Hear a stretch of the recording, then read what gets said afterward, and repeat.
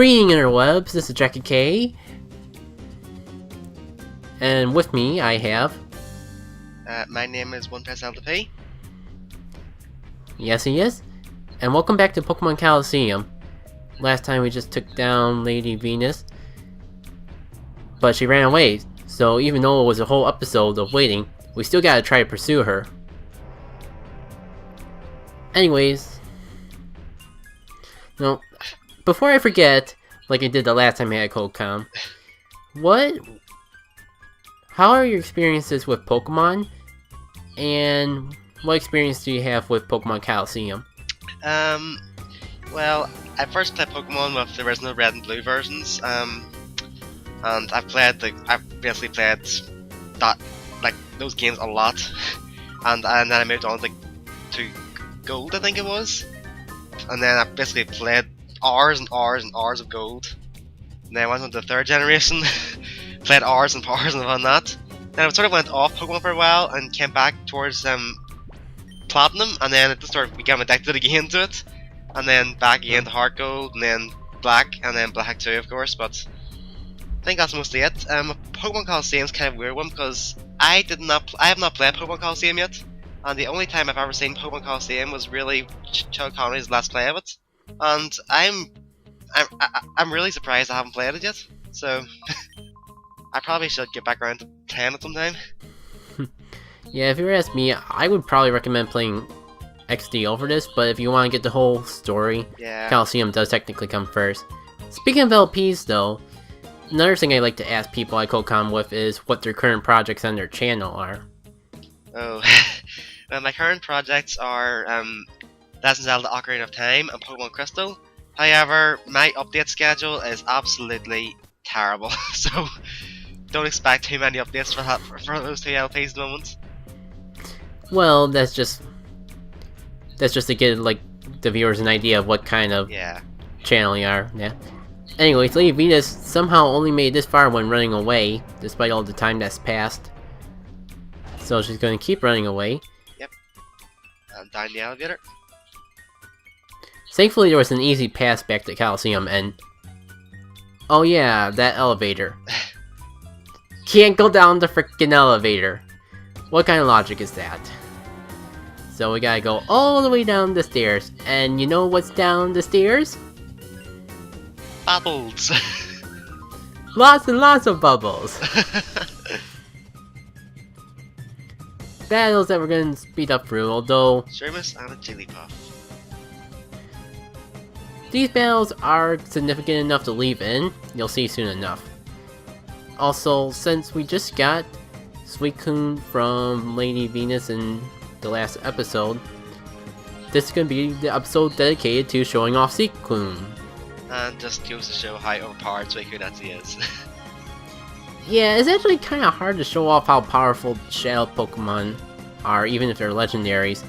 Because when you first get them, they're totally unpurified, so they have no access to any of their moves. I was talking about it with Entei. But it's like, Suicune only has Shadow Rush, so it's kind of hard to see what it is. Yeah, but once you get Suicune purified, you'll pretty much have a pretty strong Pokemon there in your hands, so...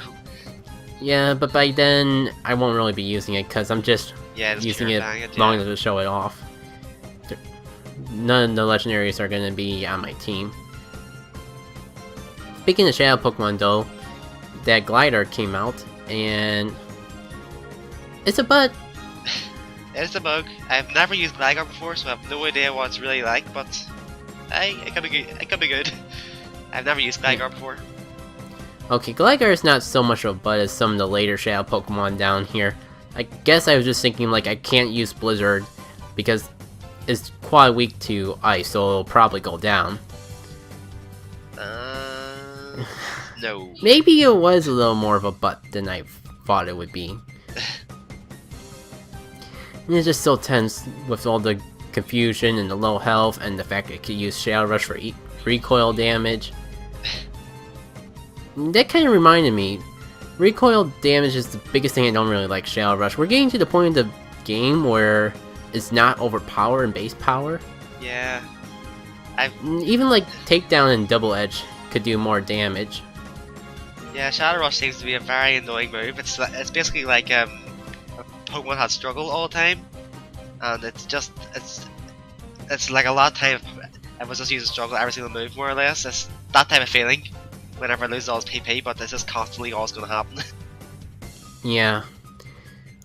Plus it has all the other side effects like hyper mode, Yeah. and I mean there's good sides to those side effects as well, but it's not ideal. It's a lot better in Pokemon XD in my eyes, which is why I could have a hard time recommending Colosseum to someone when Pokemon XD has so many things from Colosseum. It's almost like an updated version of Colosseum. Yeah. The areas are pretty similar, and battle mechanics are only improved. I mean, technically it's a new story, but so many of the locations are similar. It's the biggest reason why Pokemon XD doesn't get ranked as a good game, I believe. Yeah. Because it's basically recycled. Sure, there's like a couple new areas, but Then again, when you think about it, like Black 2 was sort of, or Black and White 2 was sort of like the same as, not exactly the same, but it's sort of the same sort of way of recycling, like a lot of areas from the first games, and it sort of is the same sort of game, but just updated with new story and everything, so it's kind of the same way like that. yeah, I mean, at least XD gave a completely new story. Yeah. But I guess it's just the way you package it. People probably expect it to be the same game because Yellow was almost the same game as Red and Blue. I mean, I love Yellow. I'm actually not sure why they get away with it. When you think about it, that's actually like a double standard. Yeah. I love Yellow, I must admit. It's one of those weird games that no one really like plays too often nowadays, but it was just unique to me. I don't know why. It just feels good. I just enjoy it a lot. Yeah, Yellow's basically childhood for me. Yeah. I mean, I had Red first, but Yellow's still one that I would put as favorite. The fact that I like about Yellow is because you get every single starter Pokemon, and that always seems pretty cool to me. Yeah, I like starting out with Pikachu. For some reason, I don't have any bad memories of the first gym. But I guess they do give you plenty of options like having a Butterfree or using a Mankey for that first gym. Yeah. I can imagine it being a butt if you're not using either of those Pokemon that don't have any fighting type moves to use against the gym. Yeah, it's kind of different than, because in Red and Blue, because basically in Red and Blue you can either choose Squirtle or jeez, can't remember, Bulbasaur, and you pretty much have an easy time in the first gym. But in Yellow you don't have any like strong Pokemon against the first gym, so you're kind of looking around for a Pokemon to fight Brock with. Yeah. I usually just use a Butterfree and then just use Confusion a lot, so. Same, I'm pretty sure that's the way I've always done it too.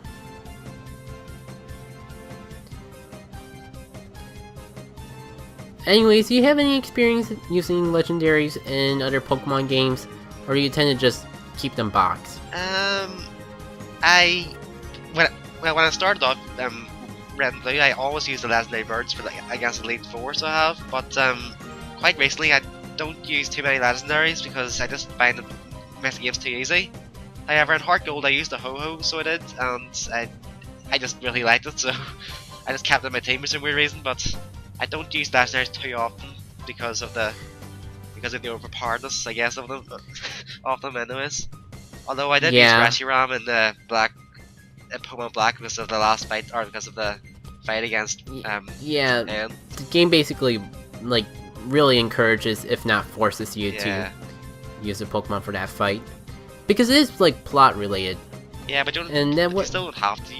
You still don't have to use the Pokemon, but it just makes more sense to say yes to it.